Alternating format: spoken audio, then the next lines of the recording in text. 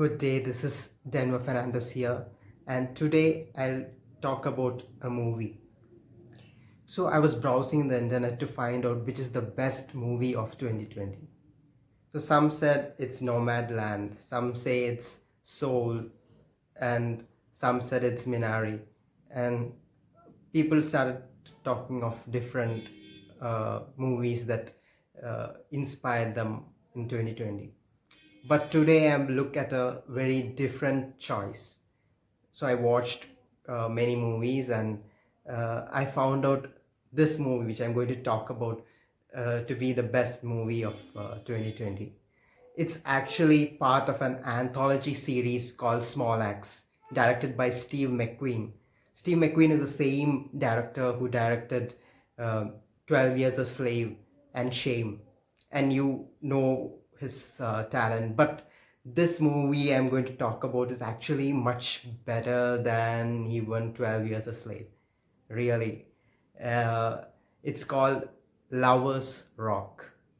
Lovers Rock. It's just about lovers rocking. Yeah, it's just about lovers rocking. So it's set in 1980s London, where West Indian immigrants have their own party. They have a night long party, and this movie is just about that party, the long party, the songs that are played in random one after the other, and the lovers that fall in love as the songs are playing. So it's, in a way, some people may call it monotonous because it's the same party and the lovers dancing to each tune, and it's some way very immersive. Like you get lost in it, you feel like you're part of that party, and you have so many themes like racism, uh, introduced very subtly. Like you have this white neighborhood who stares and a black man that stares back, and you feel the threat that's going on. But it's in the it's in the periphery of the movie, and this movie was in a way so captivating, so hypnotizing, that it will take you to a very different world, and it has lots of long takes that's actually very different from the long takes which I've seen earlier. The camera just moves as if it's part of the party. And I'll give you an example for this. Like there's this when the DJs start playing, everybody wants Kung Fu Panda. Everyone likes Kung Fu. Everybody likes Kung Fu fighting.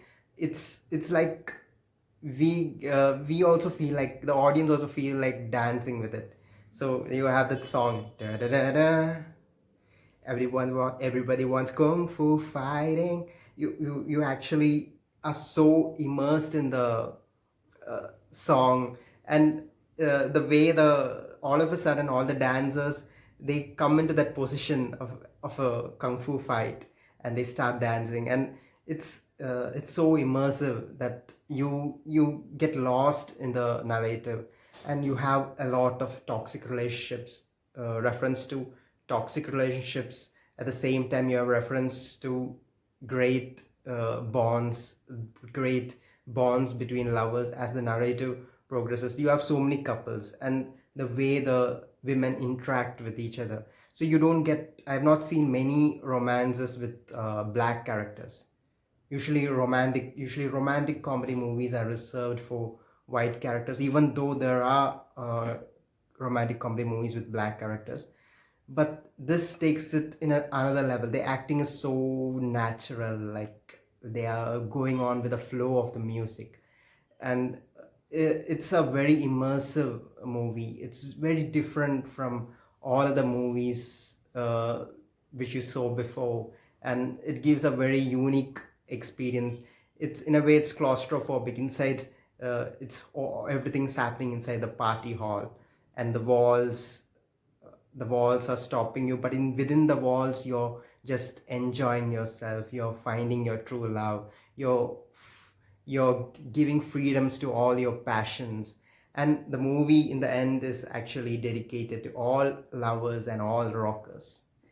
And in a way, it takes you to another level. Like it talks of some kind of freedom you can experience while dancing, and while dancing you are somehow transcending the restrictions put by the society, or something like that, which I felt while watching the movie. And in the end, when the just I don't want to spoil it, but this is a small spoiler. In the end, when the girl returns and she thinks of the past, the previous night when she enjoyed the party, and her mother keeps calling, it's time for church. It's like she goes back to the world. She goes back to the real world, which is full of restrictions and social mores. Yet she knows that she has enjoyed life. She knew that she has done something special. She has experienced something special in life, and that moment is awesome, very awesome. Uh, the entire movie happens in the night, and only the last part is in the morning. And that even that morning has a when the screen turns bright to show that it has become day, and when the lovers are in the cycle going forward, it also gives a kind of blissful feeling while watching the movie.